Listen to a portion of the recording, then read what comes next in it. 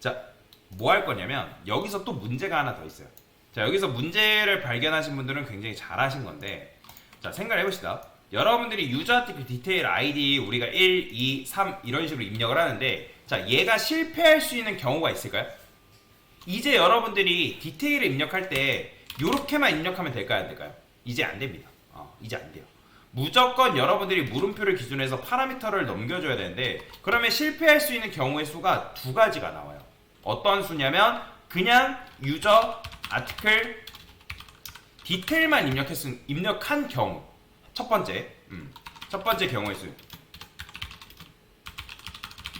즉 아이디를 입력하지 않는 경우예요. 아이디를 입력하지 않는 경우. 유저 아티클 디테일 입력했을 때 입력 시 아이디를 입력하지 않은 경우.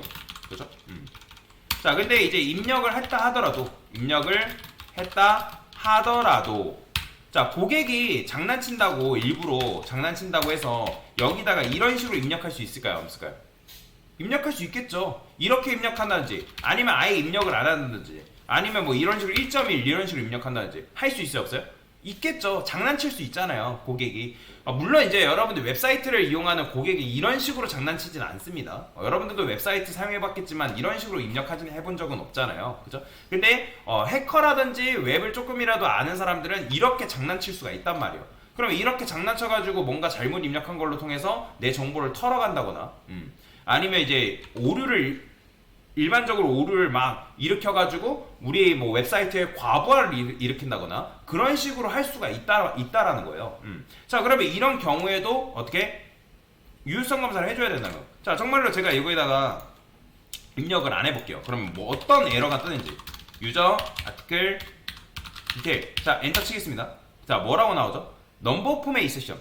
자, 넘버 폼에 있으션이라는 건 뭐냐면 일단 보면 cannot pass null string. 그러니까 null string이라는 거는 너가 지금 이렇게 입력하니까 id 값에 맞는 게 없다.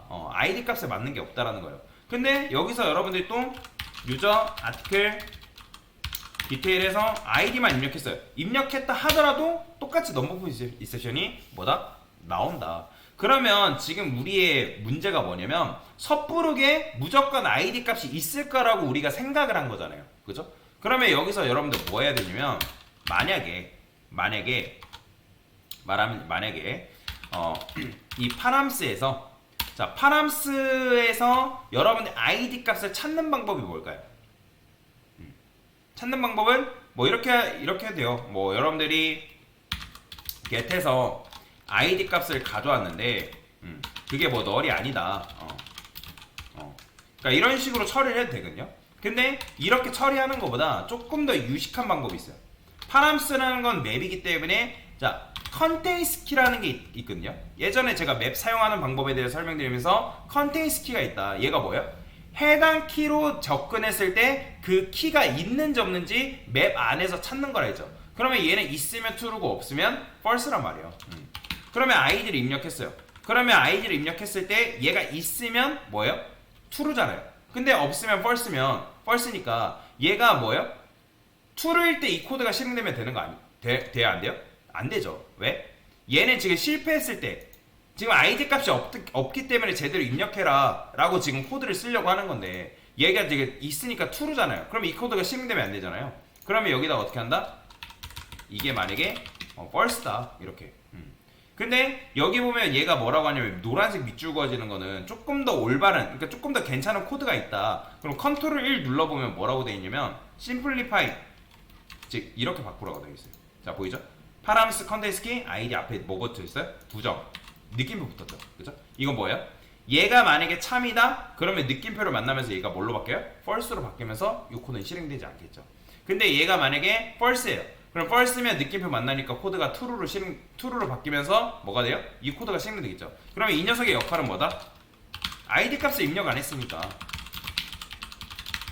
이렇게 해서 돌려보내는 거예요.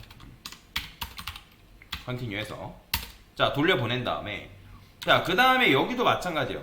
자, 돌려보냈어요. 돌렸는데 여기서 지금 여러분의 id 값을 자, 입력을 한다 하더라도 자, 입력해볼게요. 이제 요 코드 있지만 있어요.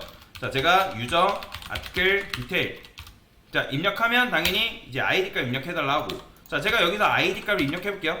자, 당연히 입력하면 정상적으로 나오겠지만 아이디 값을 고객이 이렇게 입력하는지 아니면 이렇게 입력하는지 아니면 1.5 이런 식으로 입력하는지 아니면 1번 이렇게 입력하는지 할 수 있다 없다? 할 수 있다고요. 장난친다고.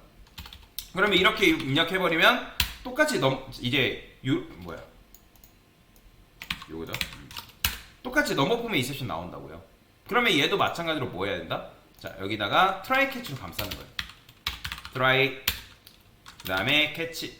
자, 여기는 넘버폼의 인셉션.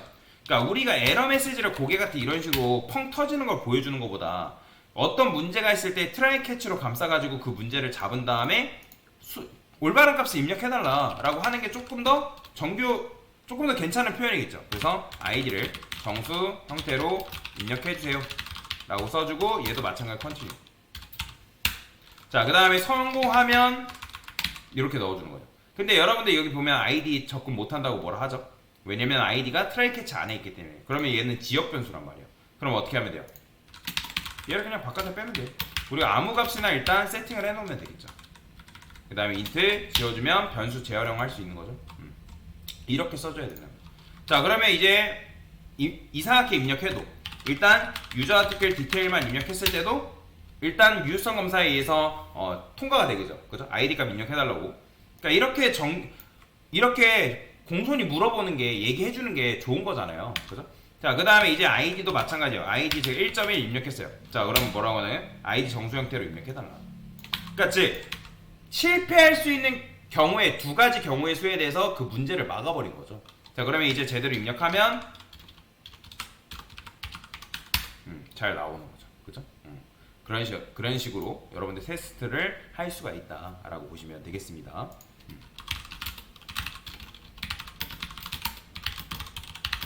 자, 지금 한 게 뭐냐면 입력된 아이디 값에 대한 유효성 검사